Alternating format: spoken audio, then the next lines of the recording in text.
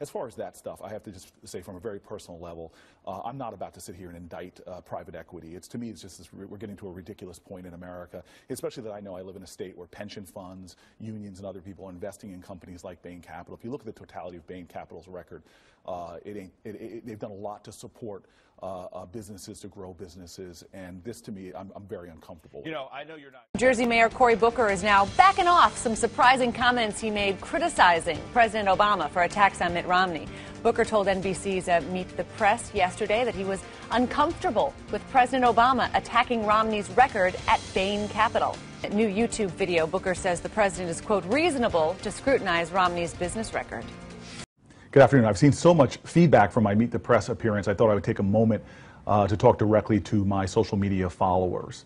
I made it clear on Meet the Press this morning how I believe President Barack Obama has done such a strong job as a leader of our nation that he more than deserves re-election. Here in my community, we see the impact of this president in profound ways, from the tax cuts he's given to working Americans, to the incentives he's given for small businesses to expand and start hiring more people. Even to the things he's done during the bottom of our economic crisis to stimulate the economy have brought real, tangible benefits. And now his focus on other issues going forward, to me, provide the best hope for our nation moving forward.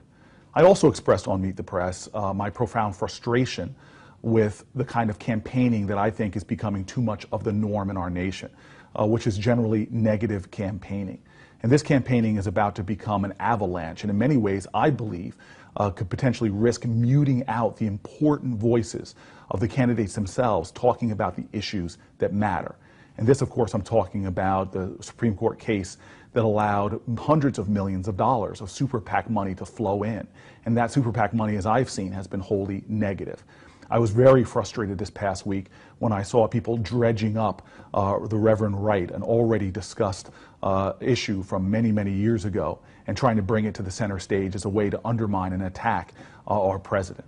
I've also expressed some frustration of attacks in other areas as well.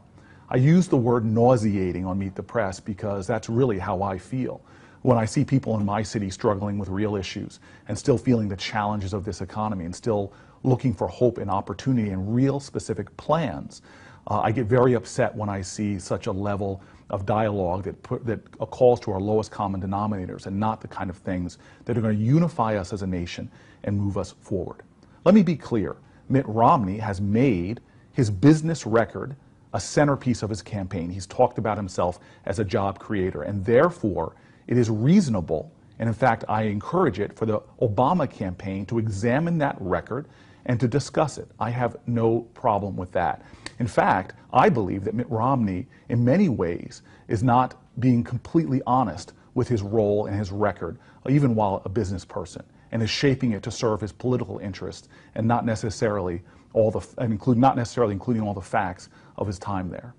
My biggest concern right now, though, gets back to what my job is here in leading the city of Newark, New Jersey, and working with my residents. My concern is we're about to go into a significant political campaign that will affect the destiny of our nation, and that the voices that are important, that of the candidates, or more importantly, that of the concerns of the American people, are not going to be heard. I am indeed upset. I am indeed frustrated. But I believe the American public, working together, we can begin to more and more denounce this type of campaigning and more focus on the issues that count and the issues that matter.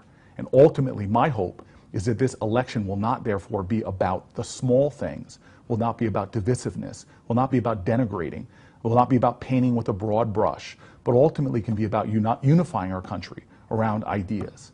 I believe Barack Obama has the right ideas to move this nation forward, and it's my hope that as his campaign continues, that voice will not only be heard, but ultimately, by hearing that voice, our nation as a whole will be elevated.